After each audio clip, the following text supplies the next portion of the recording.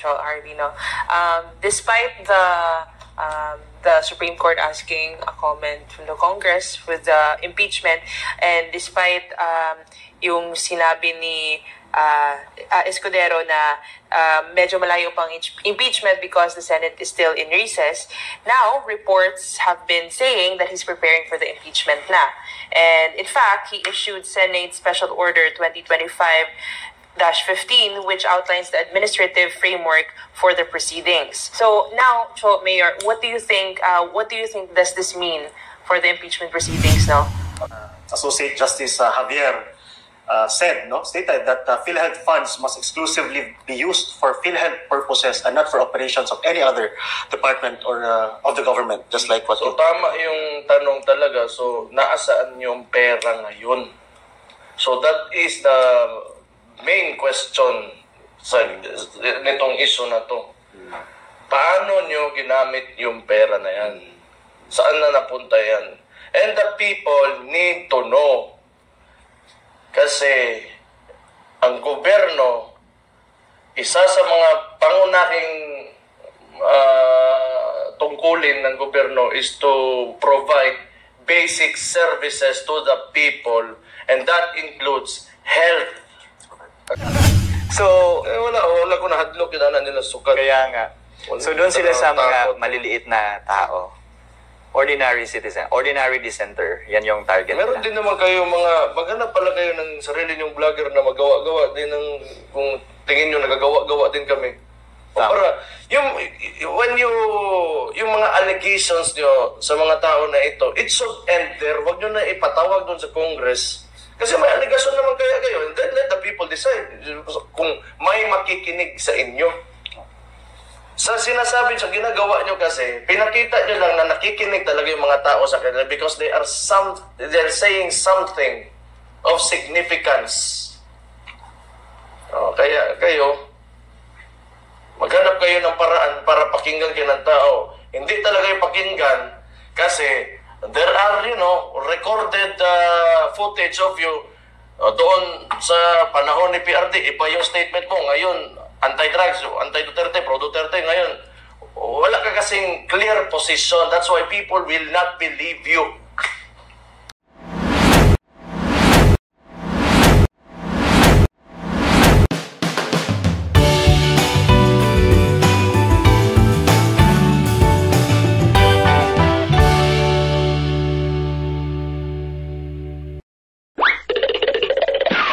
And we have another special episode prepared for you tonight. Of course, makakasama pa din po natin ang Mayor ng Davao City, Mayor Baste Duterte. Hello, good evening. Good evening, Mayor. Good evening, Mayor. And Pilipinas, meron din po tayong isang bisita ngayong gabi. Nasasamahan tayo sa ating mga discussions for this particular episode. Isa sa mga maisog at matalino nating mga kasama, Mr. Tio Moreno. Good evening, everyone. Good evening, Mayor, Harvey, Hannah. Good evening, Cho. So nice to be here. First time, actually. Thank you for being here. Welcome, Cho. Thank you very much for finally showing up for accepting our invitation. Matagal na po natin talagang inimbitahan si Tio to be here to join the discussion. Again, welcome, Tio, and we look forward to discussing with you tonight for this episode. Mayor, bago tayo magsimula sa ating discussion, mangumusta muna kami, Mayor. Kamusta? Anong mga pinagkaabalahan natin, Mayor, the past weeks dito sa Davao City? Wala naman masyado. Kung ano lang yung routine na ginagawa natin sa local government of Davao, well, ganun pa rin. As much as possible, we're trying to improve on most things that we're doing right now. So, ordinary takbo ng isang LGU. We know we've been busy going around the barangays also, Mayor, but later we'll discuss sa mga updates dito sa Davao City. But for now, let's discuss itong mga recent happenings lalo na sa national scene. No? Una na dyan, last week, laman ng usapan sa balita, sa social media, itong nangyaring oral argument sa Supreme Court because finally, Mayor and Tio, naganap na nga yung discussion, oral arguments, regarding the PhilHealth fund transfer, yung budget. And Mayor and John, isa nga sa pinag-usapan hinggil dito sa oral arguments ng Supreme Court, may nag-viral na video clip itong sa discussion, sa oral arguments ni Associate Justice Amy Javier and Solicitor General Minardo Guevara when the Supreme Court Associate Justice was asking on the urgency of the fund transfer. Particularly, pinoint out nga doon yung Panay Guimaras Negros infrastructure project. No? Parang ang punto doon ni Associate Justice is bakit tayo magkukuha ng budget from PhilHealth at ilalagay sa isang project na fully funded na through a loan agreement. So nag-viral ito siya, Mayor Antio, no? And maraming nagsabi at maraming natuwa na finally nakita ito na some kind of a discrepancy on the fund transfer ng Supreme Court. What's your take on that, Mayor? What does that tell you on the discussions? Pagsalitain mo na natin. Sityo muna. Natin wala. Kasi talagang nakasubaybay din to siya, Mayor. Well, para sa akin na Harvey, as an observer, as an outsider, watchdog actually, nakikita ko na there's a big disconnect between the government's reasoning compared to what has transpired during the oral argument. Kasi, ang sinasabi nila, tama ka na there was a loan agreement na Import-Export Bank of Korea, 174 billion, 0.4 if I am not mistaken. Tapos, for a project that is supposed to be done. Okay? Pero ang problem dun is, nilagay nila sa unprogrammed fund. Tapos, that's the reason why they're pooling resources or money from PhilHealth to fund such project. So it's very good that our Supreme Court is parang standing up for what is really right for the Filipino people. Because first time nating narinig ito na may budget na pala, funded na pala ang program, ang project. It's just that, kumuha pa sila ng fund galing sa PhilHealth. Tapos yun, hindi na siya justifiable. So naawa talaga ako kay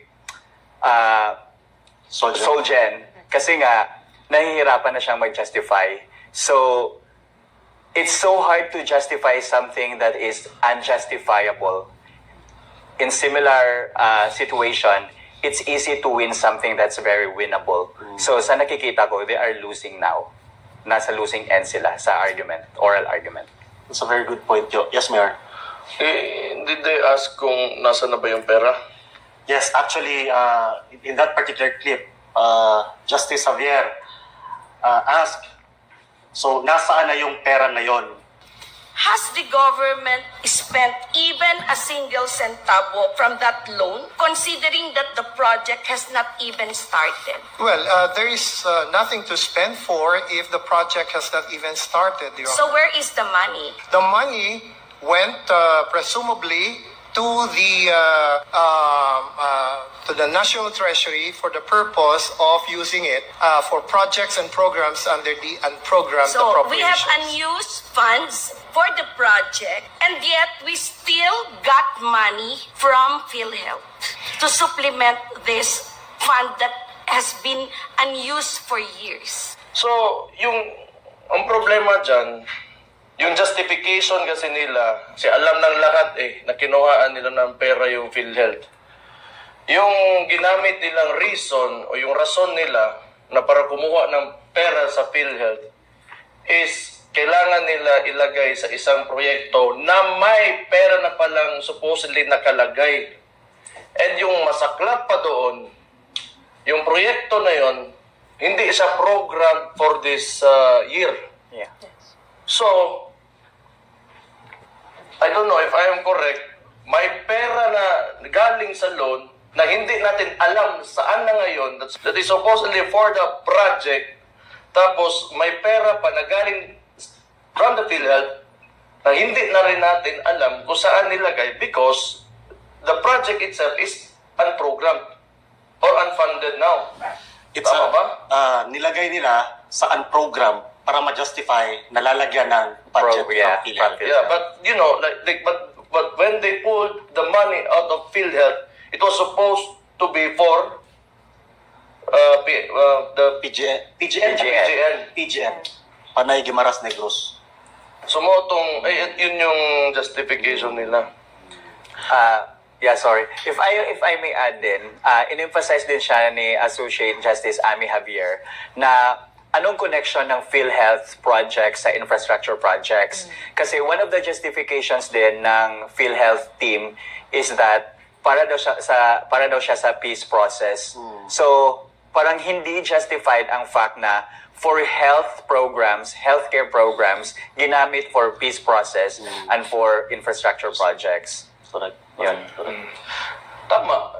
Kasi bakit pa tayo magawa ng PhilHealth tapos kailangan natin magbayad dyan para gamitin lang pala yung pera na binayad natin for health.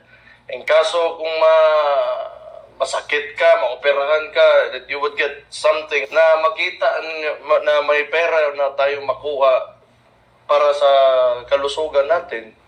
And yet, kukunin ng government ngayon para ilagay sa infrastructure project. So,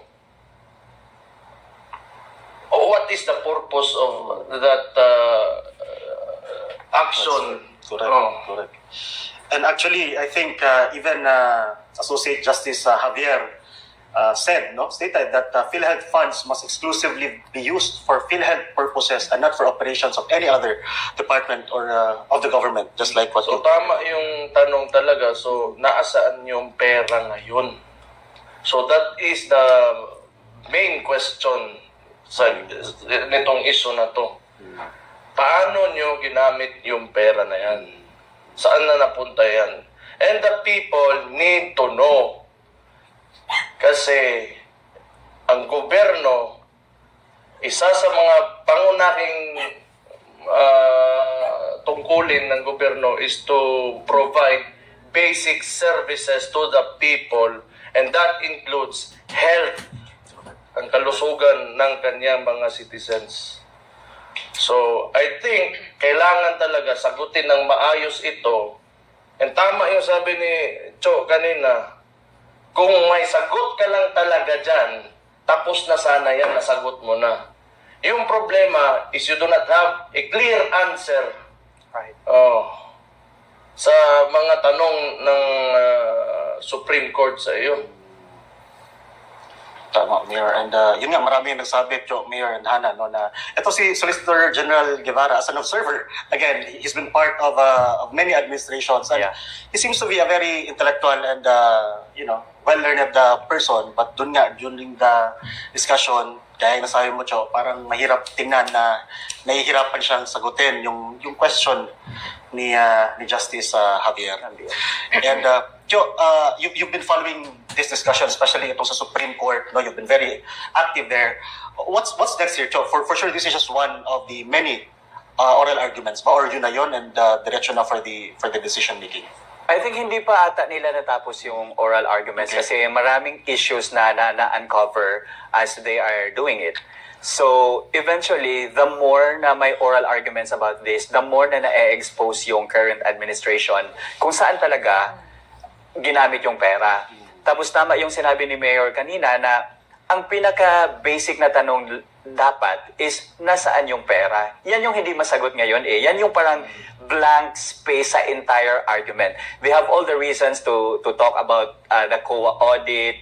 They talk about the Department of Finance, scheme of how they allocate budgets and everything, ganyan. Pero they cannot answer where did the money go. So yan yung problem ngayon. Wala talaga silang maisagot sa tanong na yan. Gusto ko lang, since you are closely monitoring this issue, nakapag-loan ba tayo doon sa sa bank, the Korean foreign bank?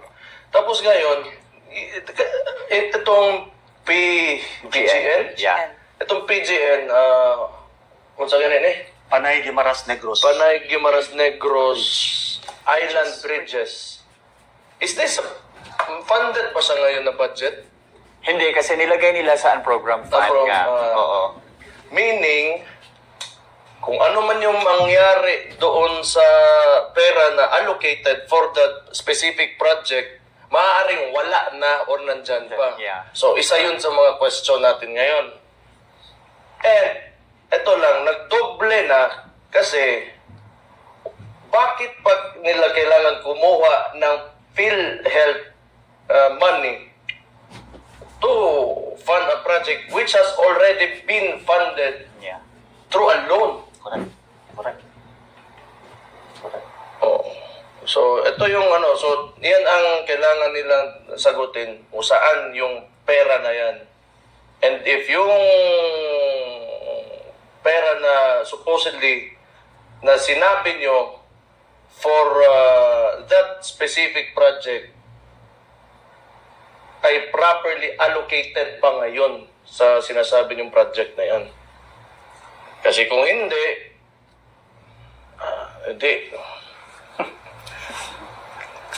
The total amount is 174.49 billion. Yan yung loan. That's the loan. Plus allocations from 2022 and 2023 national budgets. We're talking about billions of pesos.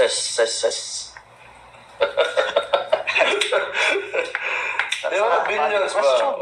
Kaning itong balik ako ng Quadcom, kung makaano kayo sa 125 million na confidential funds na kaya namang sagutin talaga ng OVP. I agree. Ito nga, wala talaga kayong sinagot na issue about pera. Every time tinatanong kayo sa pera, wala kayong maisagot. Kaya umaabot kayo sa korte. Yan ang nangyayari sa inyo. But I can actually, Mayor, no, I think a lot of people medyo natuwa na nang simula na tong mga hakbang ng Supreme Court because right now, you know, a lot of the people na voicing out their concerns ba about what's happening in national government. Ang last na napupuntahan talaga natin is the Supreme Court. So that's really the final battle dun ba? No? So are you hopeful, Mayor and Tio, na sana talaga you know, the outcome, the resolution of this particular case would be really favorable for all Filipinos? Well, we can always hope. Hindi, sana naman lang talaga. Sana walang katarantaduhan na ginawa. Ayun, siguro ang pinakaunan natin. Hindi naman natin kailangan we will wish, you know, ill of our enemies, but we're talking about money na binayad ng mga tao as tax. Tapos sana yung pera na nandyan pa para magamit naman ng maayos para sa mga tao. Yun. As a former law student. Para sa akin, I still trust the judiciary. I still trust on their independence and I really hope na hindi sila mapopoliticize because the way I see the situation now, I have this feeling or analysis na they would be targeted. Kasi nga, they are exposing almost everything na nangyayari sa first sa different agencies ng government, next sa Congress and everything. Tapos, if they continue upholding the rule of law, they would be able to uncover more scheme of corruptions under this administration. So, I trust them now more than ever na they would really uphold the rule of the law. But with yung indications na nakikita natin, John, no? With the oral arguments, with how they answered and the answers they were giving, what do you think will these oral arguments, the direction they will be taking?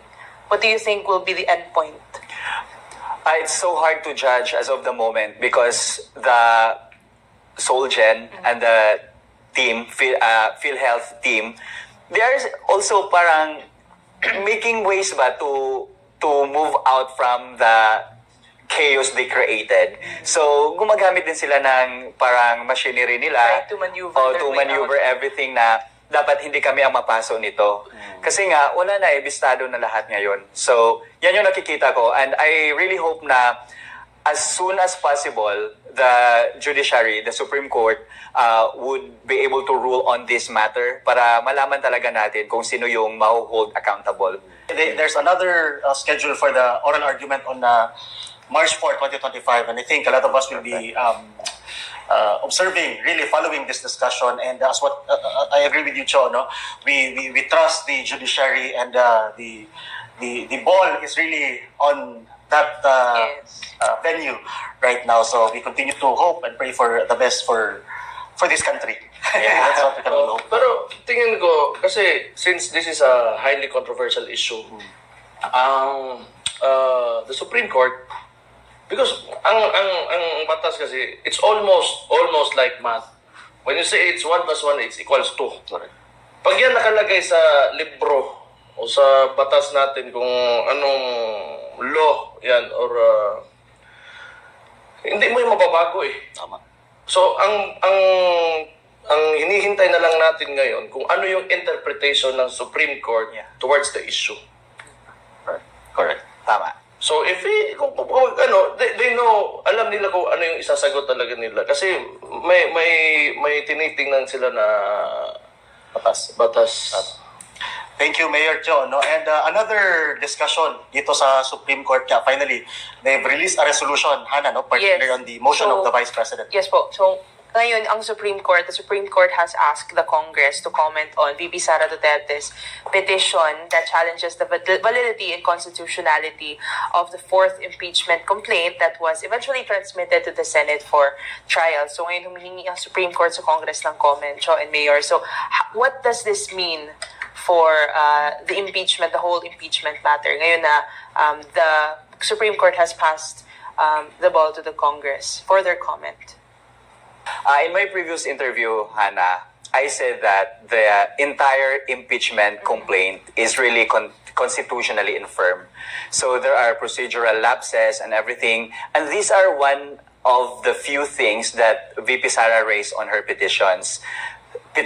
So pag binasa nyo yung petition niya, makikita mo na very valid. Una, ni-raise niya yung point sa one-year bar rule because there are pieces of jurisprudence na decided by the Supreme Court na saying na there should be no multiple impeachment cases to be filed against a certain official in a year. Ang nangyari kasi, they filed the first petition December 2, the second one was on December 4, and the third one December 19. So that alone is already constitutionally infirm ba because it really shows na according to the Constitution, dapat hindi multiple impeachment cases ang ipa-file sa isang politician, sa isang leader, pero tatlo na. Now, they found out that what has been approved pala is yung February 4, 2025, the fourth impeachment. Okay. So if we follow the previous rulings of the Supreme Court, may na-initiate na impeachment complaint last year, 2024. If may na-initiate na impeachment complaint, may one-year bar rule tayo. Hindi pwedeng may additional or new impeachment for the next year para sa isang leader na i-impeach nila. So ang nangyari, they approved the fourth impeachment which was initiated February 4 of this year. So imagine na-violate din ang one-year bar rule. Now that the Supreme Court has heard VP Sara's petition, it only means na may ngipin sa petition. Because kung walang justiciable issue sa petition, hindi yan imamind ng Supreme Court. Di ba? Basura lang yan. Walang issue nito, so dapat wala. Pero ngayon, the Congress is given 10 days to answer or to diba, explain their points sa impeachment. As a follower, no, as a supporter of this, the dismissal of the impeachment case, do you welcome this development? Yeah, this is a very good development because nagpapakita lamang ito na the judiciary is still really upholding the constitutionality of justiciable controversies na nangyayari sa ating government. Because if they are already infiltrated by, corrupt officials or maybe if they are influenced by outside forces, they can easily dismiss the petition of VP Sara and ignore it, di ba? Pero ang nangyari ngayon, binigyang buhay, meaning to say may laban talaga. So now, na may ganitong development na, it only shows na, despite the political persecution that VP Sara has gone through, despite the series of attacks and hearings that the Congress has done to her, may laban talaga siya. So, yan yung parang positive aspect na nakita ko sa development na ito. How about you, Mayor? They're very eager to destroy the Vice President. So, marami silang mga PR. Yung ipina-file nila yung mga yung ibang congressman, yung mga leftist congressmen and women first, di ba? Tapos nag-ano na naman sila. Hindi nila na calculate na kung ano yung magiging effect if whenever they really needed to push through with the impeachment. Kasi yung impeachment kasi na yan, they are just pushing for it just to, make a bad name out of the Vice President. Di naman talaga yan na, well, as far as our camp is concerned, wala namang kasalanan talaga yung Vice President natin. Pinapalabas nyo ng impeachment, and ngayon, nasaturate nyo kasi, hindi nyo, kung yun yung ginagamit nyo as a tool, as a weapon against her, ngayon, hindi nyo na magamit. And in the first place, kasi kung nung una pa lang talaga, na ginamit nyo yan against the Vice President, sana nag-push through na yan. So, ibig sabihin, wala talaga kayong hawak na pwede nyong i-impeach yung tao. Alright. So, manahimik na lang sana kayo. Mga unggoy. Hana, Harvey, Mayor, if I may add, ni-raise din kasi ni VP Sara yung series of interviews ng Secretary General. So one of the reasons na sinabi ni Sec Gen Velasco, sabi niya, hindi daw sila nag-act upon the first, second, and third impeachment kasi nga may mga members daw sa Congress na nagsasabing, wag muna because they need to wait for the fourth impeachment. So, sa aspeto pa lang na ganyan, masasabi natin na there is a deliberate attempt to freeze the impeachment which is not allowed under the law. Tapos pag tingnan mo yung petition ni VP Sara, may mga timestamps sa lahat ng interviews. So lahat ng mga ginagawa nila, mga PR nila, yung sinabi ni Mayor kanina, lahat ng mga PR, mga interviews nila, media, conferences, and everything, nagagamit against them. So, di ba, funny siya, pero parang it's a waste of taxpayers' money din kasi they are still pushing with that groundless impeachment case. So sila lang din they just show the people that it's only a narrative that they're trying to push, not really a real case. And speaking of PR, Mayor and John, you know what's really interesting here? Immediately when the Supreme Court resolution came out, nagpalabas ng video ang House of Representatives, a compilation. It's a video dedicated to VP Sara, compilation explaining the articles of impeachment. So I think you shared this also, John. Yeah. Instead of answering, taking time to answer, at least may time silang gumawa ng propaganda video. Yeah, so far this is the funniest propaganda video I have ever seen because it's like a work of a high school student ba na project na ano yung grounds bakit na-impeach si VP Sara. Sorry, but not to demean high school projects, mga high school students projects. I'm not demeaning the high school students. I mean, the level of this is Congress. This is a national agency, di ba? So, dapat they could have done better. Correct. Because they know for a fact na the impeachment rap they initiated will not be successful. So, ginagawa nila yung info drive nila ngayon by making videos like that. Na ganito yung mga grounds. Propaganda. That's why. Ganun na. Yung impeachment na yan is just a tool, to antagonize the Vice President. Because we can never neglect the fact that she is a strong candidate in the 2028 presidential elections. Lahat naman ng survey nagsasabi din na siya yung top contender for that 2028 presidential election. So, they are doing their very best to demolish her character, di ba? Parang ganyan, para wala nang No, because I believe Marty wants to run for the presidency or anyone from their camp. They just want to put somebody there for the next presidential election. Correct. And the top contender is the vice president. That's why. Tama. And with that premise, knowing na wala talagang on surveys, wala talagang lumalapit na contender doon. So we expect na more of these attacks and propaganda will come out leading to 2028. That's for sure. Kulelat din si sa survey. Si Martin. Wala talaga. Hindi nga umaabot ng 5%. Saan na ba siya? Pero hindi natin siya narinig. Tahimik na siya ngayon, no? Wala na. Alam niya na nawala sa pag-asa. Tahimik yata. Wala. Ayaw ko na pag-usapan yung tao. Pero with this video, Mayor, do you think since you're a social media person, Jo, no, do you think this video had any effect whatsoever to the Filipino people in terms of how they see the Vice President? Yeah, meron talaga nasisway, lalo na yung mga blind followers, because we cannot deny the fact that in the Philippines, we have Marcos loyalists, we have Marcos apologists, and these groups of people, wala silang nakikitang mali, di ba? So, yun, pwede silang masway sa video na yan. Pero what I love about this is the fact na if you look at the page of the Congress, ang majority of the reactions ay haha, naka-laugh reactions sila. So meaning to say, sinusuka nga sila ng tao. Tama talaga yung tagging ng PDP Laban na team sinusuka sila.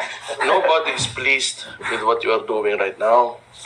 Kasi alam naman ng mga tao talaga that it's clearly politics. That's why earlier I said na kaya nga malakas yan for 2020 if ever she decides to run for the presidency. Wala yan. Puro lang politika. Yan lang man din talaga. If you look at the Philippines, it's always somebody has something to say against somebody. You know, just to to boost themselves. Yan talaga typical na politika ng Pilipinas. Kailangan may siraan ka para umangat ka. Diba? Nangyari kang erap. Kulong. Yung nangyari kay GMA, kulong din ni ano. Kaya nga, yun ang yung unique talaga sa panahon ni PRD. Makita mo lang na ayaw niya ng gulo. And gusto niya, if you want to build a country, then you need to unite your people.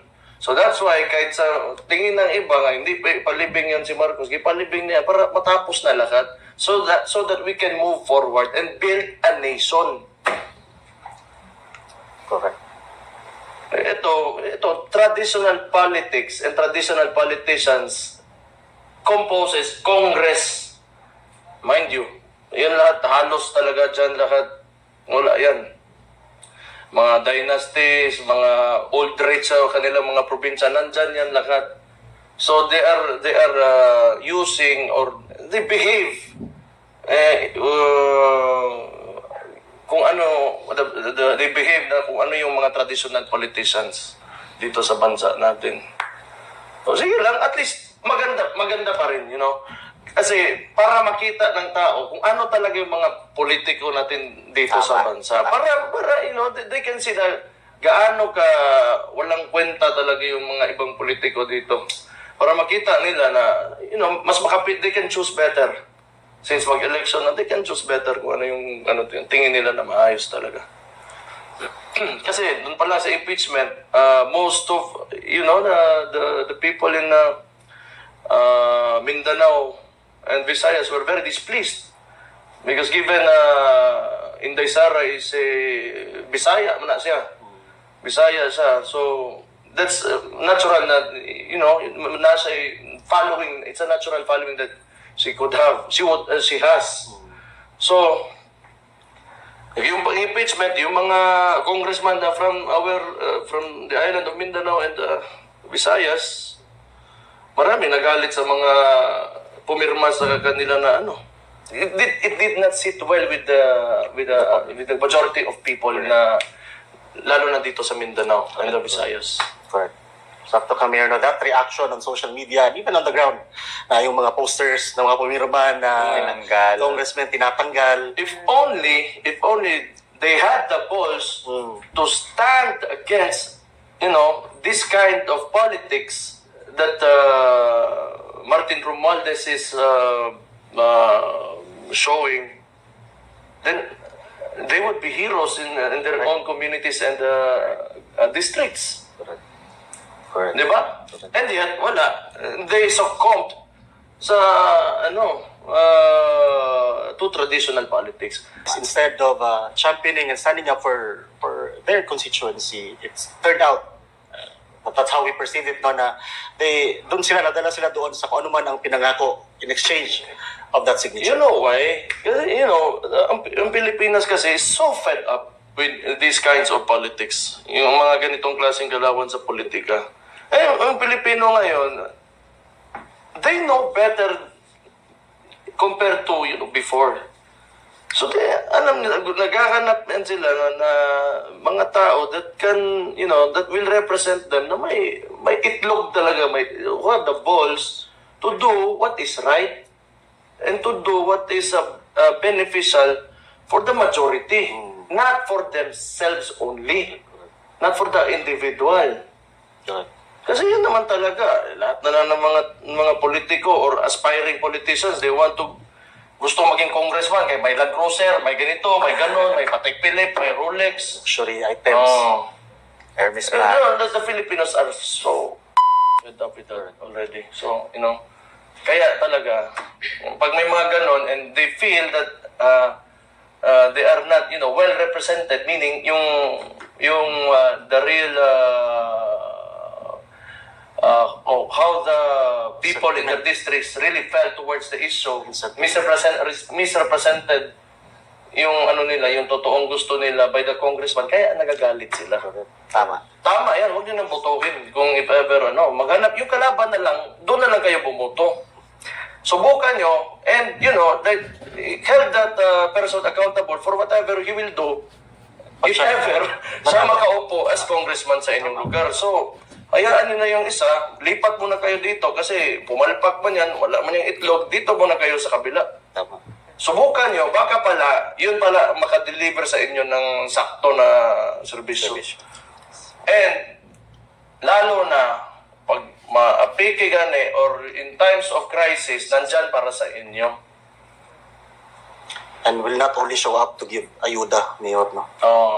Going back sa impeachment proceedings, Mayor Chol Harvey, despite the Supreme Court asking a comment from the Congress with the impeachment, and despite yung sinabi ni Escudero na medyo malayo pang impeachment because the Senate is still in recess, now reports have been saying that he's preparing for the impeachment na. And in fact, he issued Senate Special Order 2025-15, which outlines the administrative framework for the proceedings. So now, Mayor, what do you think? What do you think does this mean for the impeachment proceedings now? I think I see a lot of people raising their eyebrows with this statement, if you know what I mean. Yeah. Hannah, good question actually. Because ako, di ba, law student, we understand that the fundamental law of the land is the Constitution. And under the Constitution, it is correct that the Senate has the sole authority to do the impeachment trial. Pero, nasa Constitution din na we should follow procedures, di ba? We should follow the laws para due process at walang masagasaan na tao while doing so.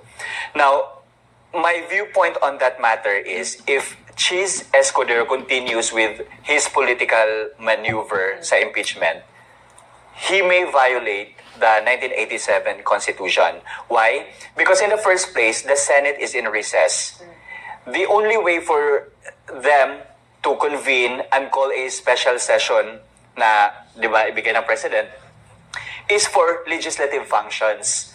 And impeachment is not part of the legislative functions of the Senate. So paano nila yan Paano nila yan i-justify, di ba?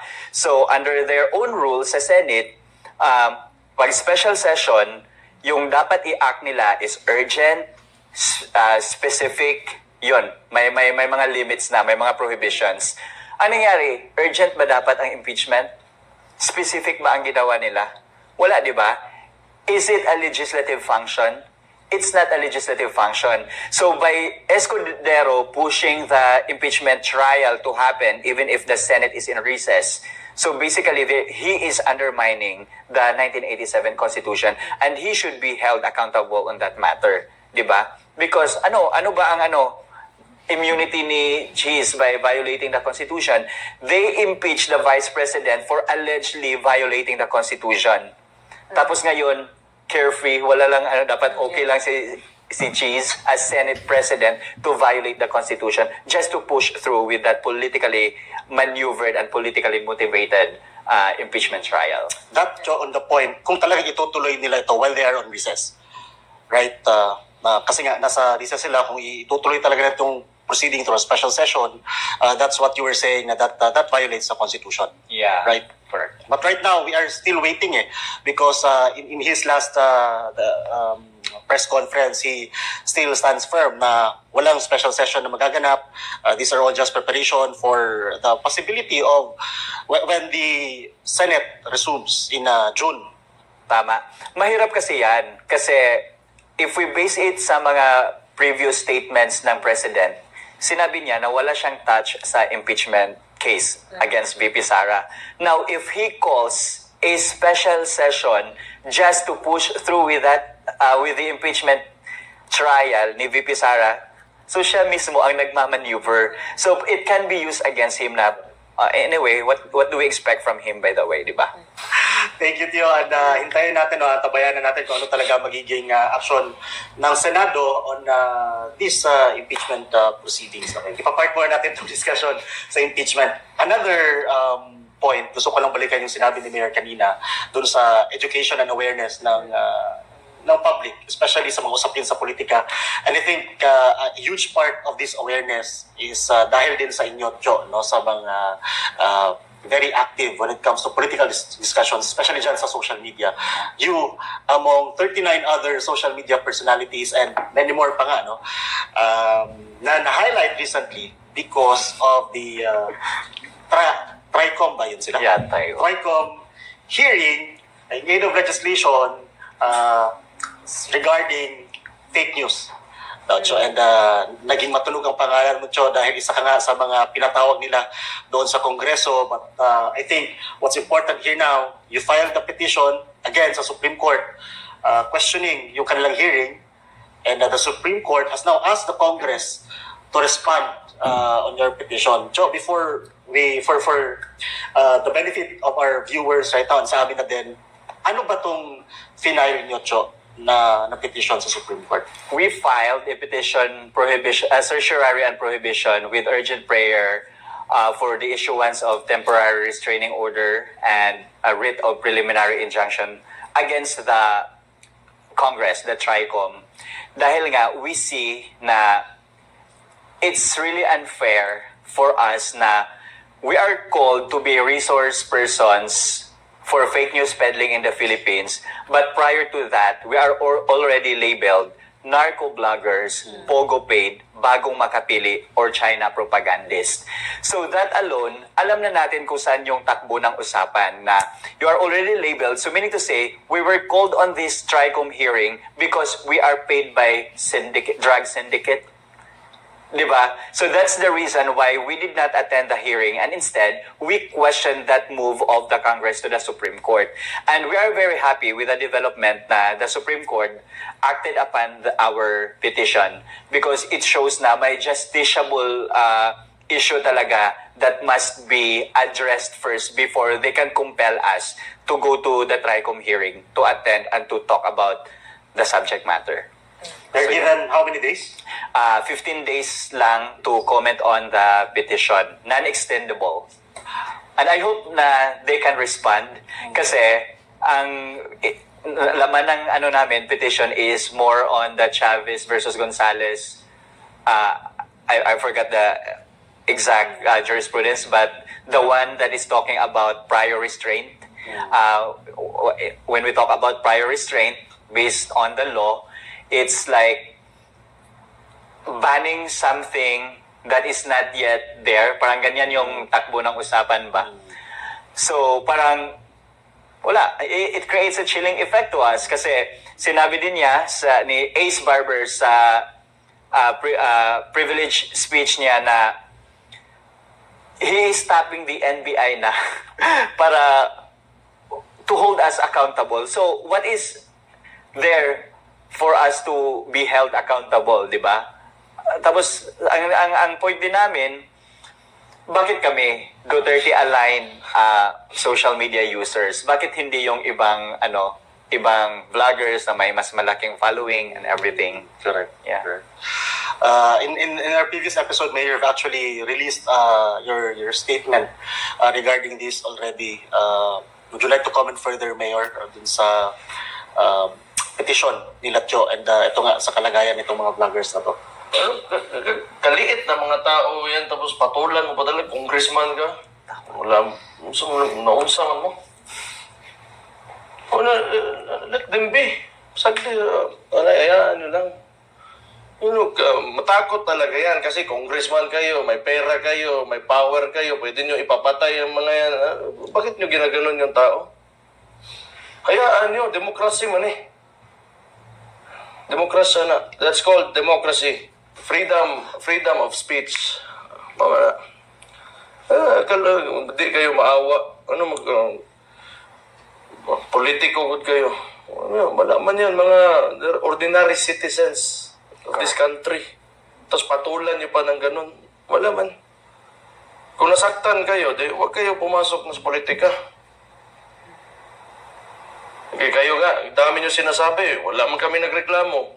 Pero kami may sabihin sa inyo, iiyak agad kayo. Exactly. Klase mga tao kayo. Ayaw nyo magantihan. Gusto nyo sa inyo lang lahat ng istorya. Ay, wala kayo. Tanggapin nyo yan. Sagdi na sila eh. Actually, you are irrelevant. Tama. Mga tawanan eh. It's politics between the current administration against the OVP. Apil-apil man mo. You have your own district or districts to attend to. Thank you, Mayor. Tio, Hannah. I just want to ask this to you, Cho, since you weren't here in the last episode that we talked about this, the problem with the vloggers and the TRICOM. So, I want to backtrack a little bit. When you heard that you were called a narco vlogger, pogo vlogger, ano mong naramdaman mo? Were you surprised or did you expect it? Bawal umiyak ha? Hindi. I wasn't expecting na yan yung label eh. Because at sabi nga ni Mayor, we are ordinary citizens. We are only upholding our freedom of speech. Now, if you look at my post on social media, I'm not posting news, di ba? I'm writing my commentaries, I'm writing my opinions, which is really protected by the freedom of speech. So, when I heard na narco vlogger daw or vlogger, pogo paid, China propagandist, paid by drug syndicate. So, para bang sabi ko, wala na. This is not going somewhere. And ang alam ko lang is, ang end point of everything is to cite us in contempt. Kasi nga, election time na ngayon, sino ba ang maingay, di ba? Tinawag nga kaming mga noisy individuals. So, sino ba ang nag-iingay kapag election? Sino ba ang nagdi-discuss about, for example, yun, sa education drive, about, for example, defense, offense ng mga politician, di ba kami? Tapos, we're not saying that we have the monopoly of information or knowledge. What we are saying is we're helping scaling up the conversation, the political conversation. So, yan pa lang, narco-vlogger paid by drug syndicate ka na. So, the way we see it, para bang may na to sila, may gagamitin na silang, machinery na naman na, halimbawa, they will check on our bank accounts na paid by kami. So, trump up charges. So, yan yung fear. To make it short, gusto gumawa ng istorya para i-contempt kayo, para tumahimik na kayo. Yan. Yan na yun. Yan. So, bakit nyo papatulan yan kaliliit ng mga tao? Congressman kayo, for all your lives dyan sa mga lugar nyo, kayo lang, you're enjoying power and privileges, pati yan. Mahiya naman kayo. Balat sibuyas. Balat sibuyas gani. You can pick a fight with somebody your own size. Wag yung mga maliliit na tao. Tama. Masyado kayong bully. Kasi alam nyo na kaya nyo yung tao. Tama, no? Kasi hindi ka naka-sanction eh. Di ba? Hindi nila kaya. Nagpo-post din siya minsan, di ba? Alam natin yan. Di ba? Dapat sana pinatawag ka rin, di ba? Bigyan ng idea. So, wala ko na hadlok yun na nila sukat. Kaya nga. So, doon sila sa mga maliliit na tao. ordinary citizen, ordinary dissenter. Yan yung target Meron nila. din naman kayo maghanap pala kayo ng sarili niyong vlogger na magawa-gawa din ng, kung tingin nyo nagagawa-gawa din kami. O para, yung mga allegations nyo sa mga tao na ito, it should end there. Huwag nyo na ipatawag dun sa Congress. Kasi may allegation naman kaya kayo. And then let the people decide kung may makikinig sa inyo. Sa sinasabi, sa ginagawa nyo kasi, pinakita nyo lang na nakikinig talaga yung mga tao sa kanila because they're saying something of significance. Kaya kayo, maghanap kayo ng paraan para pakinggan kayo ng tao. Hindi talaga yung pakinggan kasi there are, recorded footage of you doon sa panahon ni PRT. Iba yung statement mo. Ngayon, anti-drugs, anti-Duterte, pro-Duterte ngayon. Wala ka kasing clear position. That's why people will not believe you. Tama. Mismo. Paulit-ulit kasi yung mga sinasabi mo, yung mga politician. Ang tendency kasi ng mga politiko, pagka may admin, doon yan magdikit lahat. Tapos may iba na naman yung ginasabi nila. Yung sinabi nila noon na ganito, iba na ngayon kasi nandun yung kung anong gusto ng administration. Wala, mga kiss-ass politicians kasi kayo. That's why nobody will believe you. And, people who are, who wants to educate people, they want to, open up a discussion. That's, I think, it's been valid ever since we are talking about politics. Wala namang problema sana doon. Ayaw na lang kasi na hindi kayo pinapakinggan, sila pinapakinggan. Kawawa naman kayo. So, Right.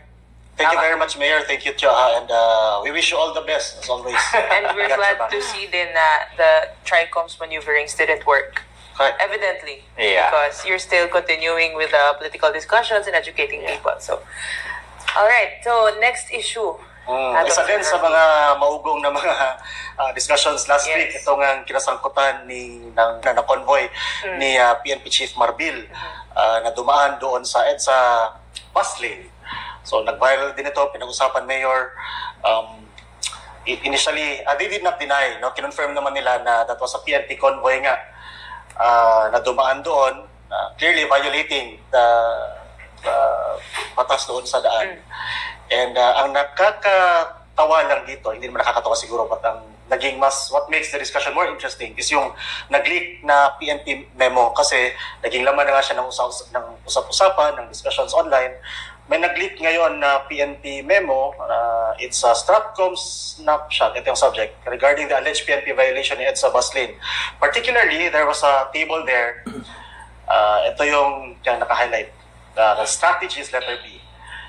PCADG shall mobilize its resources to overshadow the issue, redirect public attention, and mitigate any further negative impact for the chief PNP and the organization. So for some netizens, for some people, for many of us, it seems na talagang gusto nilang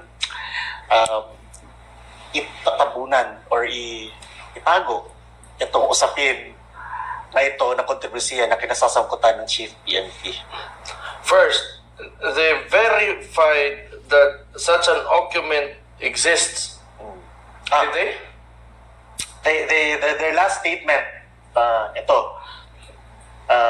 pinapahalaga ng PNP, integridad, ang batid namin ng ulat tungkol sa isang umano'y leak ng memorandum at kasalukuyan namin bine-verify ang authenticity at konteksto nito. So they did not deny, they did not confirm, they are verifying the authenticity of the document. Pero ito lang naman talaga, madali lang yan na sa, bakit yung pinapansin yan? Bakit guilty kayo nga si Marbil talaga nakasakay doon? Bakit na ginawang issue yan? In the first place, sa totoo lang, kung maayos lang sana talaga to si Marbil ba, hindi sana ginagamit yung pangalan niya sa mga ganong klaseng bagay na mga tao, kung yan yung sinasabi nila na dumadaan ng bus lane. Kung talagang stricto ka na PNP chief, wala sanang mga aabuso dyan gamit yung pangalan mo. Yan talaga culture kasi ng gobyerno. Kung pakita mo sana na maayos ka, hindi ka magsabi na yung sabo or yung droga, pampatagal lang, pampahaba ng oras kasi kailangan magtrabaho, ginarespeto ka sana enough. Kung hindi man ikaw yung nandoon talaga sa bus lane na yan, na hindi gamitin yung pangalan mo sa kalokohan. Ang problema mo kasi, yung mga pinagsasabi mo, hindi ka talaga marespeto ng mga tao, kaya pwede kang gamitin yung pangalan mo sa kapulukan. Tingnan nyo, PNP chief refuses to name convoy members who used EDSA bus lane. That only means he has knowledge of who those individuals were. So that confirms na alam nila talaga, alam ng PNP chief na may nangyayaring ganun. And yet, anong ginagawa mo? Pinagtatakpan mo yung mga tao na umaabuso ng kanilang otoridad. Kung saan klaseng policeman ka, kung yung anak ka, you should enforce the law.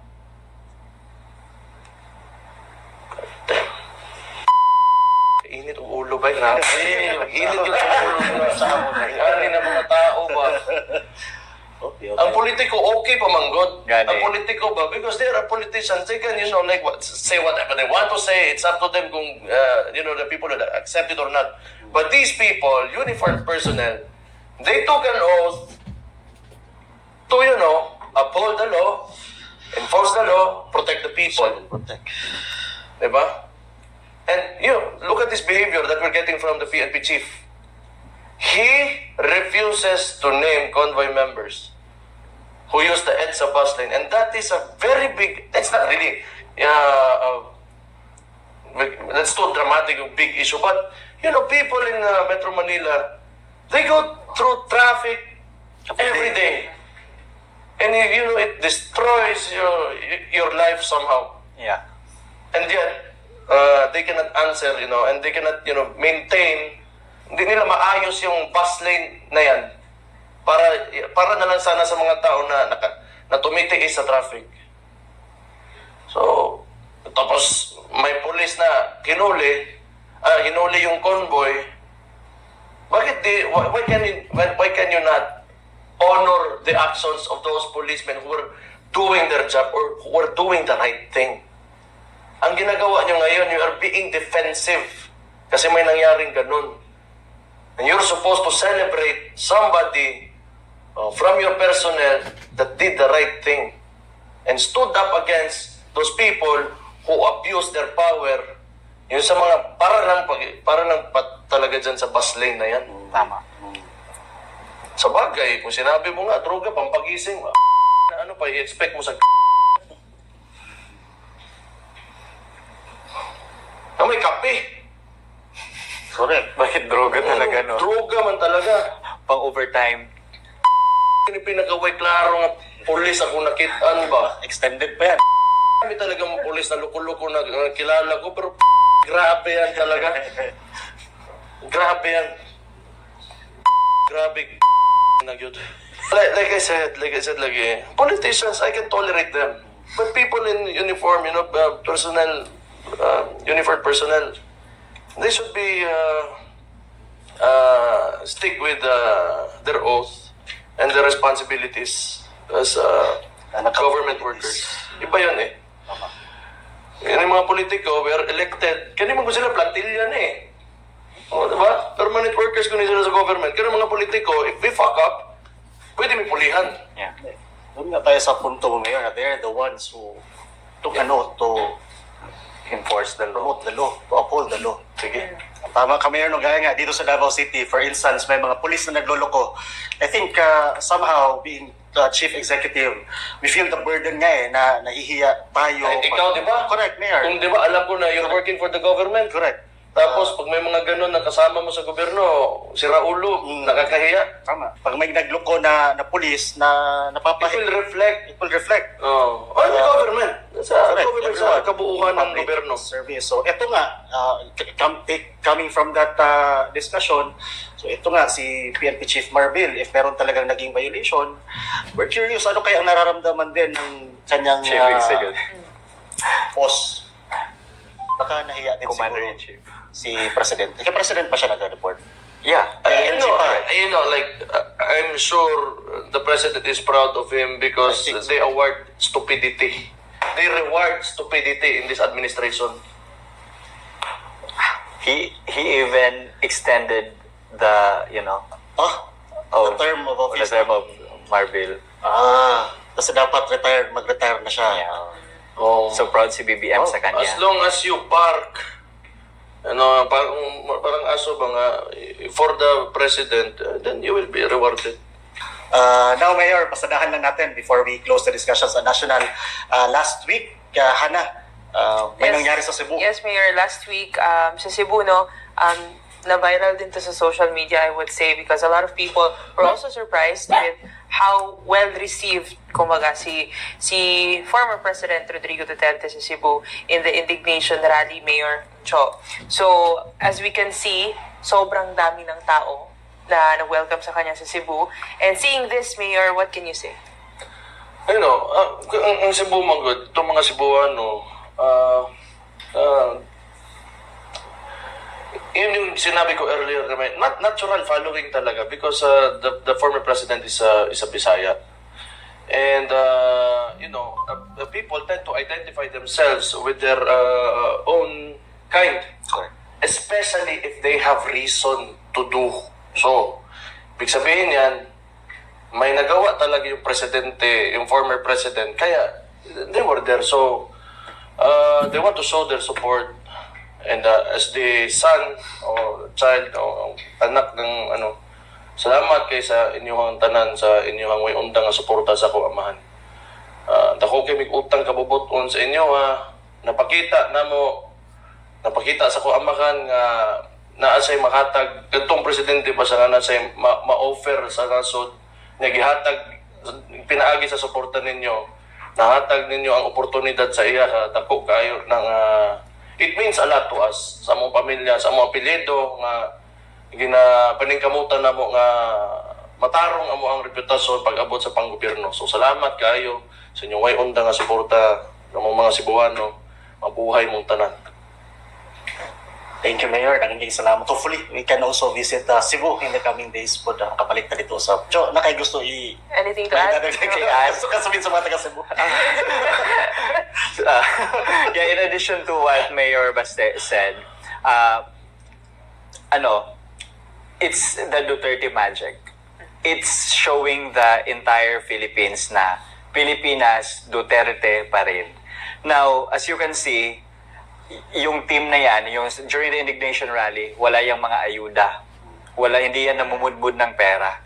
Pero it's reported na there were 40,000 people who supported the cause. So it only means na may laban talaga tayo and lalaban tayo hanggang dulo.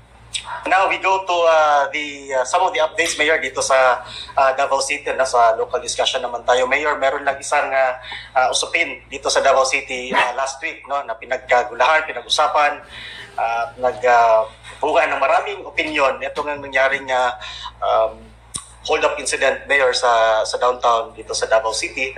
And sa isang pawn shop, Mayor, allegedly merong 6 na suspect. At isa dito, Mayor, ay nahuli na at nasa kustodiya na ng PNP. Ang discussion dito, Mayor, is yun nga. It seems, ang people of Davao City, sa mga comments na nabasa natin, maraming nagsasabi na baka nga pinadala talaga yun dito, yung tao, kasi the suspect na nahuli, Mayor, is from Albuera, Leyte, not from Davao City. And yung most of the opinions ng Davaoenos, Mayor, is yun nga, baka sinadya na pinapunta dito para manggulo just in time for the celebration of Araw ng Davao. Your comment in general, Mayor, on this particular incident? Ang gusto ko sana, I'd like to sound unbiased when giving out my analysis of this incident. Ang tingin ko, pwede kasi rin talaga na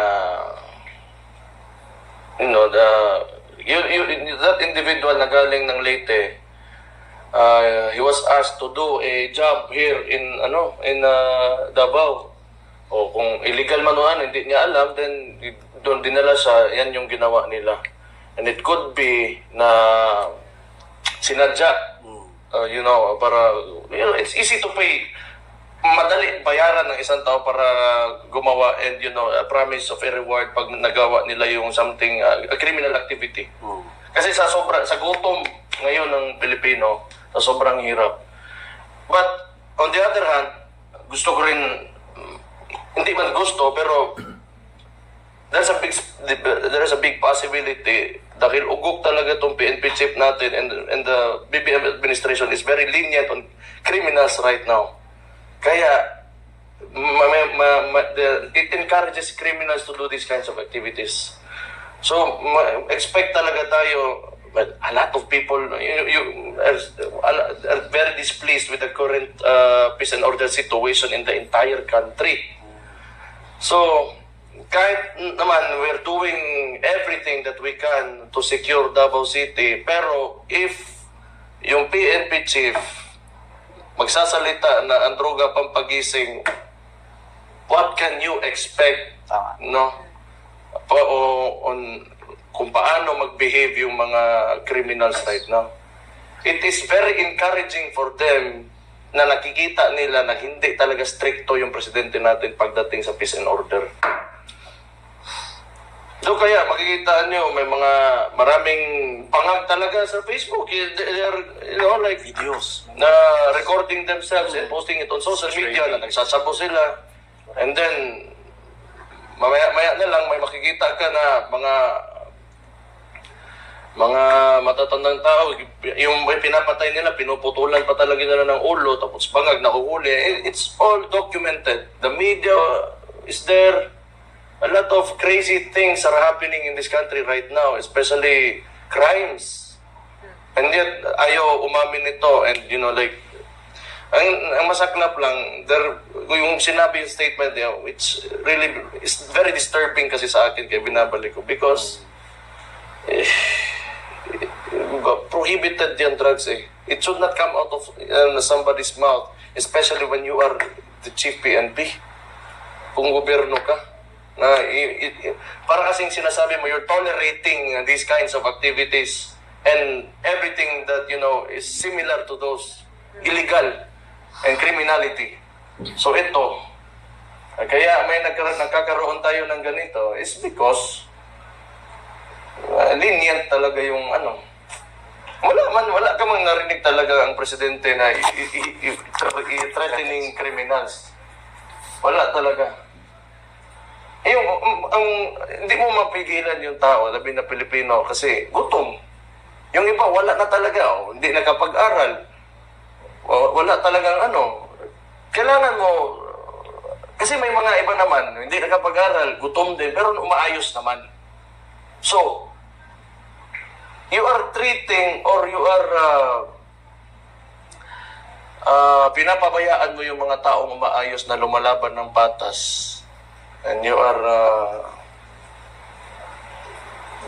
lumalabas kayo na you're protecting noon this mga law violations. But going back to the issue, it could go both ways. Pero isa talaga dyan, may nangyayari na ganun, it could be both. Actually, madali na lang makakita ng tao na ganun because alam nila na hindi naman talaga stricto yung yung presidente. And then, pwede rin gamitin sa politika. We will never know, but those yung both angles can go together. That's how I see it. I think there's politics behind that. Kasi if you look at the entire situation, broad daylight, yes. No masks, motor is sira, tapos may dalang armas na malaki, di ba? And it also happened in one of the busiest. Busiest traffic pa dyan sa San Pedro, di ba? So, for me, I think the timing really is questionable. Kasi nga, election. Tapos feeling ko rin, kasi may mga tao naman talaga na nangangarap to take hold of the Duterte stronghold, which is Davao City. So, for sure, they would leverage on that incident na they would say, kasi yung traffic na gamit na na we are the top one, di ba? Sa entire Southeast Asia na ganyan. Pero ngayon, feeling ko talaga, gagamitin na naman yan, telling people na it's not safe here, so we should replace our officials, our leaders. So parang ganyan, that's only my analysis. This isn't the fact. But this is how I see the entire situation. Kasi kung ako naman talaga criminal, tama yung sinabi ni Mayor na both pwede ganyan, gutom or everything. Pero kung ako naman talaga, bakit sirang motor pa yung gagamitin ko? Bakit sa pinaka-busy na part ng Davao City ko pa gagawin? Ang daming pawn shop na medyo hindi di ba? Hindi nasa gitna ng city. Sa experience ko bilang alkalde ba ng Davao, we've had similar incidents.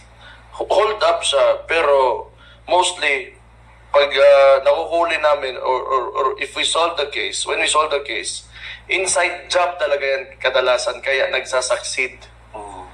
Ito, parang hindi nila alam na yun yung gawin nila because sira yung motor mo, takangina, nakatsinelas ka lang, pula pa yung brief mo.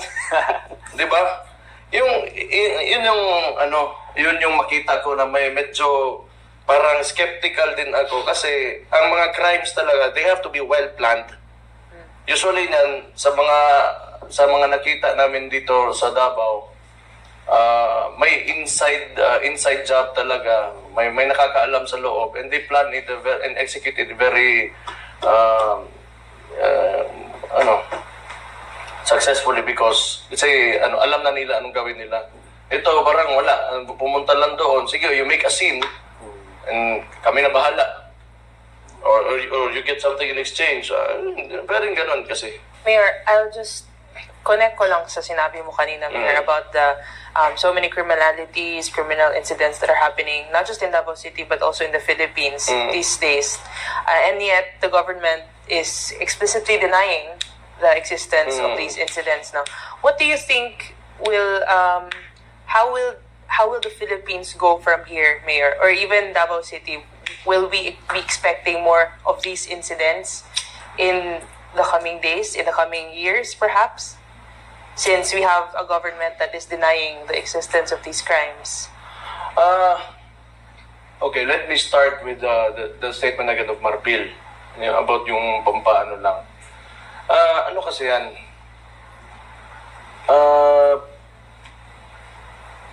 Crime, drugs, or specifically crystal meth. There is a study commissioned by the government in Australia. I cannot remember, but I can look for it and we can show this to people. That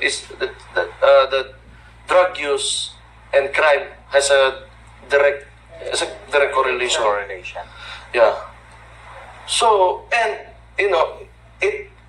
yung statement niya kasi, it connotates na we could be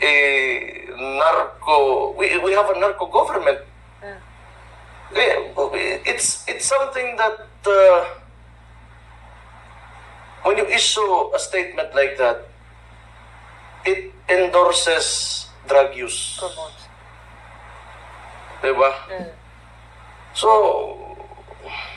kung hayaan nila doon, pag hindi nila bawiin yun, baka magiging narco state tayo. Because the statement encourages the proliferation of drugs. And drugs will lead to, it destroys lives, it destroys the brains, utok ng tao, and the families and communities. It will destroy our country. So, kasi ito, it's a platform before of the previous president, ako ang amahan, si PRD. That way, he was very hard on drugs. Kahit dito sa Davao, for the longest time that we have seen it, na kasi, kaya nga, pag may droga talaga sa mga communities mo, people ayaw magtrabaho, ayaw umayos, masira yung utak, they become incapacitated, and masisira yung communities mo, and then, slowly, it will deteriorate society. What I mean to say is, yung ginagawa nila kasi, they're trying, parang kino-contrast nila yung sarili nila kay PRD because ito yung they are better in handling crucial issue dito sa Pilipinas, and ito yung crime and drugs talaga. So dahil sa they're so focused on image making na gusto nila pakita na mas magaling kami doon sa sa kang PRD. Kaya kung ano-ano na lang lumalabas sa bibig nila, and ngayon yung mga nakatingin na mga wrongdoers or the criminals, nakatingin sila and they're listening, then they know that they can do what they want. Yan na. Yan talagang mga malito. Maghintay lang man talaga yan kung stricto ba ngayon or hindi. Kasi mga may utak man din yan. Ayaw man din yan makulong. Tama. So pagkita nila, yung mga police, hindi masyado kasi takot nga, they're not getting much support in terms of moral from their leader or the chief PNP or kanino. Ayaw din kumilos na. Ayaw nang, kasi pag police ka tapos nagkakaso ka, yung sweldo mo maapektuhan, problema mo, pwede ka matanggal. So, pwede avoid na lang since yung directive naman is pampagising yung droga. Good daw sa economy. Kasi when people tend to work overtime daw, may positive impact daw sa economy. Wow. So by saying that, especially coming from the chief, PNP chief, it's like normalizing the drug use ba? Kasi tama yung sinabi ni Mayor na pag nakita yan, narinig yan ng, lalo na yung mga nagtitake ng drugs, it would encourages them to do more. Kasi nga may reason na sila. Like, hey, ganito lang pala kasi ito, pang overtime lang. Thank you very much, Teo and Mayor. But Mayor, nevertheless, we congratulate the members of the security cluster, particularly ang ating police mayor for immediately apprehending yung isang suspect and recovering yung mga stolen items. Yes. And this only shows, Mayor, the culture of security in the city really works kasi the asa mo makita yung culture of security talaga. Kasi tinadyakan nung isang mama ng ulo we don't ayaw talaga ng taga-Davao ng crime. Ayaw talaga namin yan. Mayor Cho, Hana, yesterday we officially started the celebration of the 88th Araw ng Davao. We have the entire month full of activities for you, no? Not only sa downtown area but sa buong distrito, District 1, District 2, District 3 ng Davao City, and Davaoenos, the local government unit is reminding everyone to always follow the laws, no, mga ordinances natin, the liquor ban, the safety reminders para sa mas matiwasay at masayang selebrasyon ng ating Araw ng Davao. And that ends the discussion for this episode, Mayor. But of we course, still have before we close, Hana, we have the netizens. Okay. We have messages, Mayor, from our... Okay. So Hana. we have one from Queenie King Abad. Mayor Sebastian Baste Duterte, thank you. Thank you for not giving up your father's dream for Davao. I know in my heart that politics is not an arena you want to play, but because of your family's love for Davao City in public service, you entered and embraced it. So thank you. Thank you for all the efforts. It may not be perfect, but we want you to know that you are appreciated. Padayon, Mayor Baste, you will be sharpened. Kini si Ma'am Piniking Abad, salamat kayo. Actually, wala ko kabaw. Kung sa ba na inyong tanaw sa kuan. Pero taman sa ganahan ng mga anak ko dire hantud diha ra po ko. I will not dili na ko na ipugos akong kaugalingon sa inyo ha. Ang organ na, pero mapasalamaton kay ko nga naiingana ng mga pananaw sa kuha. Di po sayon ni trabaho ani labi na karon nga medyo dako na pud gyud kayo ato syudad. Nya lahi na gyud pod ang dagan. Ina kita pare sa una. Unya ang gibilin nga pagpanarbaho sa gobyerno sa akong amakan ug sa akong igsuon taas kay nga atong sunon. So, kanay mong gipang-ingon, pagaan sa kuwang loob. Salamat kayo. Thank you, Mayor. Thank you, Queenie. From Marso 12, shout out, Mayor. Naunsa na atong anti-smoking ordinance kung kinamay kadagan na nigarilyo sa mga palengke labi na diri sa Panakan. Panakpan na taon kinagantos nami dili ang ginhawa sa usok sa mga sigarilyo. Sige. Tapos city reports na ni.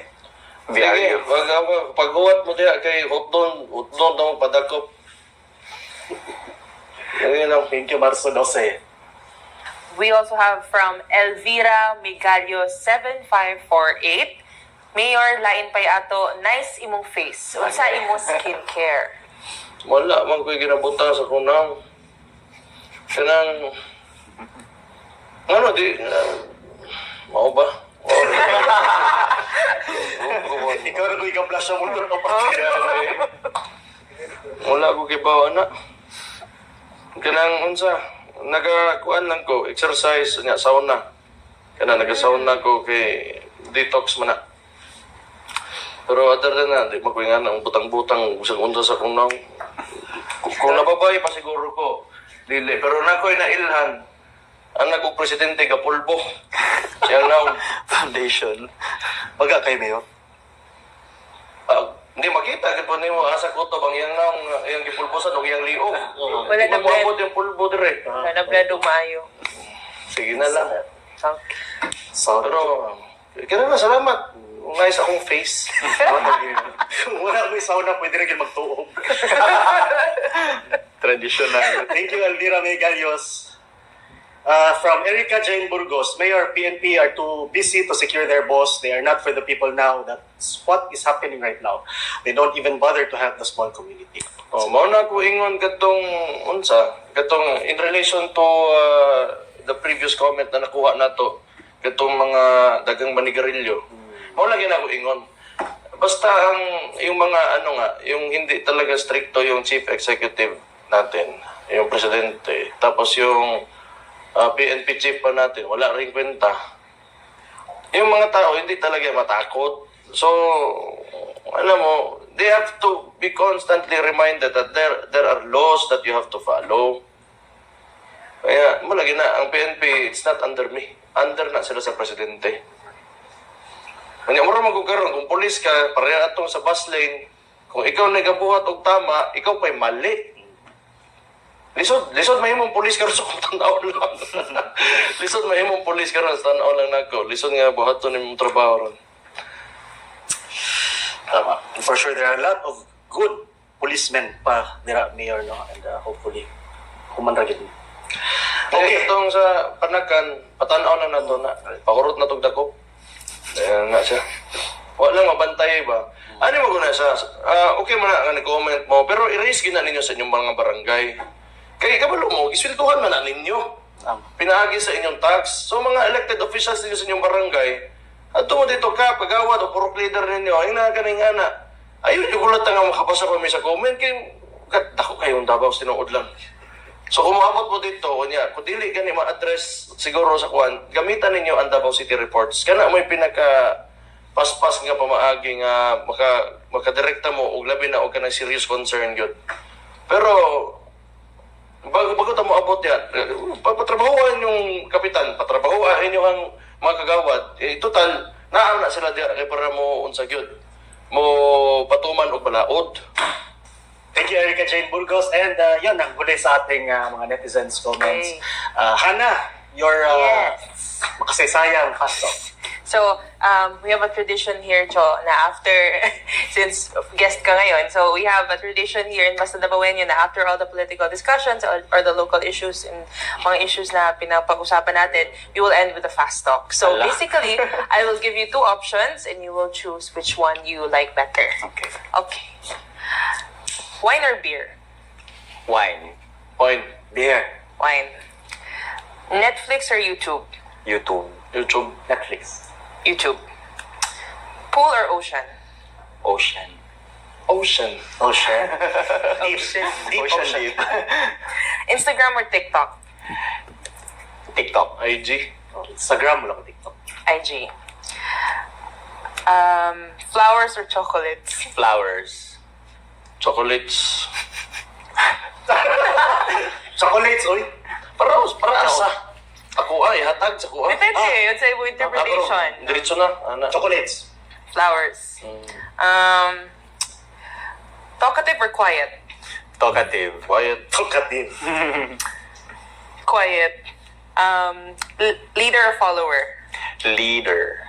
Follower. Masayon. Follower. Leader. Smart or funny? Both. Okay? Both. Funny kay kapoy kay smart ay dagang kay yaw-yaw. Same. Funny. Funny. Okay, smart. Be a superhero or a villain? Superhero. Villain, alam nga, idol ginawa si Martin Romualdez. Tanawa rin ko dato, nakisila ron. Correct. Superhero. Superhero. Villain na lang. Masabay na ako kay Mayor. Be famous or be rich? Be rich. Rich ay. Be rich. Saan ko na famous? Mostly afro. Be rich. Okay, be rich. Unlimited money or unlimited love? Money, oy. Unlimited money. Money gan. Money gapon. Love. Kaya kung love ka sa mga tao, mga ikagporta, hatagan mo ka. Dilitan na. Ay, po din ako kasi love na ginauna. Doon ka na mo, okay, sige. Dili, awa ha. Oh. Unlimited money, mura si Martin. Ano yun, wala nita siya rating. Kasi ngilaw sa Pwede siya tao. yung love. Siya love. Kita rin na ba? Natadiri kay Martin ba? Unsa ka tinuod tong 100 peso bill nga gitatakan og Tinood. So that. tinuod Tinood. ko? Tinood. Ginuo ko. Real people ang nagsasend ato. Pero siguro, tanaw na ko, dili ba to, siguro siya ginakahuna-huna ato, murag na siguro nagpasip-sip sa iya ba? Nga ko ano. Oo, nga kanang dito po, niya, sige, tatakan ko na, picture na, send ako, tanawa sir, kanang kuhan ba, suporta kay Miss inyo ba rin sa kidnon to? Jensen. Jensen to, Jensen. Di ba? Di ba, maganda to, yung sukuha ato, nakatawad ka sa video ba, hasta sukuha gid niya. Ano siya, sige, timanan ko gid ni, timanan ko gid ni, pag-abot sa eleksyon, botohon gid nako ang inyong kontra. Puta rin, nakatawanan mo to eh. Pero nga nakalagpas ba, no? Okay. Meron pa. Last two. Okay, go. Never age or never get tired? Never get tired. Never age, siguro. Kaya di ba kaya buka po yun, hindi ko matiguan. Tama. Never age. Never get tired. Okay, last. One superpower you'd love to have? Me? Ano gaya ay pastok? Pastok! Ay, 4-3-2-1. Juan, to control the air. Ay, Yeah. ano? Kasi, for example, gusto ko di na Tukod ka ganang... hindi na makaginhawa si... gusto ko di na makaginhawa si Bongbong.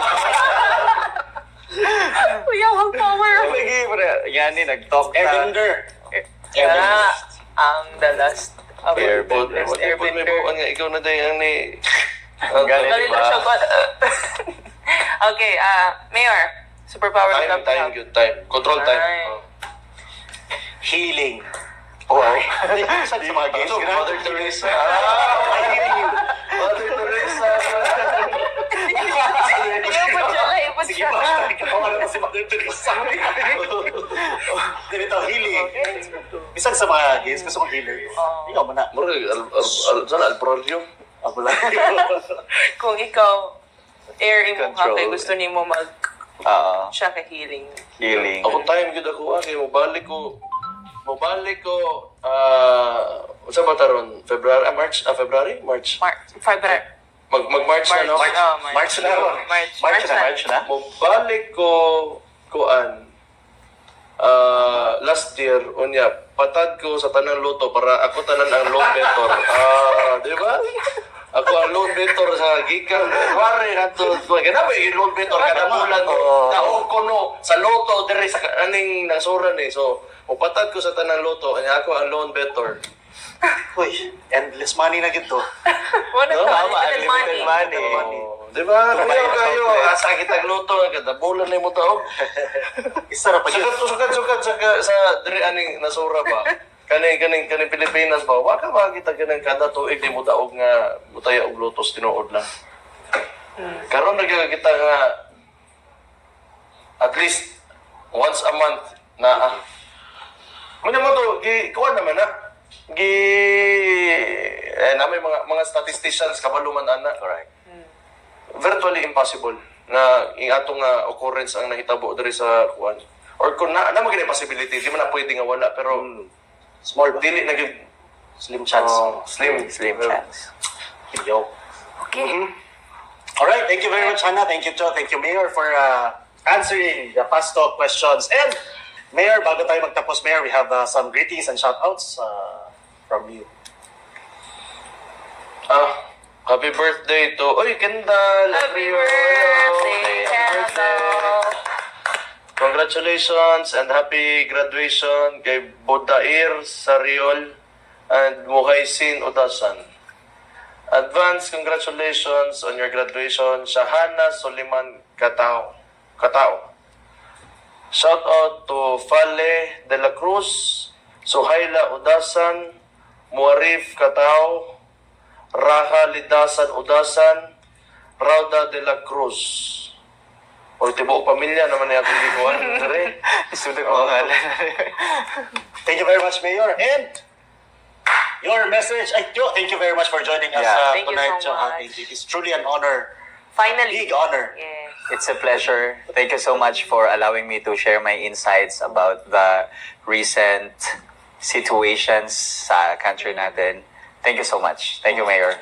Hannah. Mayor, Cho, your message to your hundreds of thousands of followers. Millions. Wow. Yeah, to my followers, thank you so much for your continuous support. We will never get tired of supporting what is right.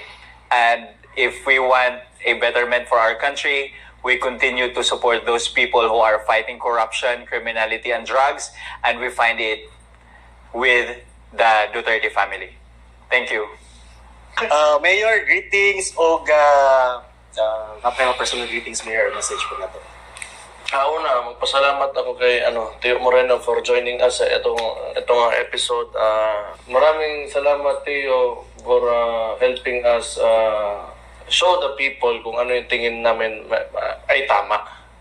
And mabuhay ka, patuloy mo lang, and if ever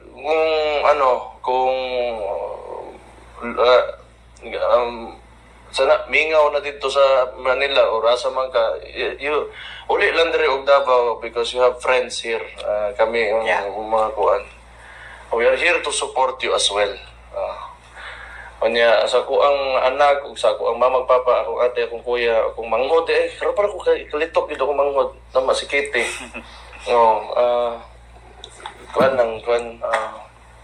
Ito lang. Mention lang ako. Thank you, Mayor. Hannah? Thank you so much sa ating mga netizens, sa ating mga viewers. Thank you as well to Davao City Tourism Operations Office, sa aking mga co-workers. Thank you to my sponsors, Locksmith Aesthetic and Wellness Clinic, Label Hair Salon Davao, and to my gym partner, Anytime Fitness. And thank you so much. Thank you. Dabawenyos Pilipinas, maraming salamat pong muli sa pagsama niyo sa amin sa isang episode na naman ng Basta Dabawenyo. At sa lahat po ng mga OFWs na nanonood ngayon, maraming salamat po sa inyo at sana'y nasa mabuti kayong kalagayan. Magkita-kita po tayo muli next week dito sa ating programa. And happy 88th araw ng Davao. Ang disiplinadong Dabawenyo mahadlokon sa Ginoo. Ang disiplinadong Dabawenyo mo respeto sa balaod ug sa isig katao. Matinahuron, mahigugmaon, ug maiso. Basta Dabawenyo. So, wala ko nahadlok yun na nila sukat. kaya nga. So, doon sila sa mga maliliit na tao. Ordinary citizen. Ordinary dissenter. Yan yung target Meron nila. din naman kayo maghanap pala kayo ng sarili niyong vlogger na magawa-gawa din ng, kung tingin nyo nagagawa-gawa din kami. O para, yung mga allegations nyo sa mga tao na ito, it should end there. Huwag nyo na ipatawag doon sa Congress.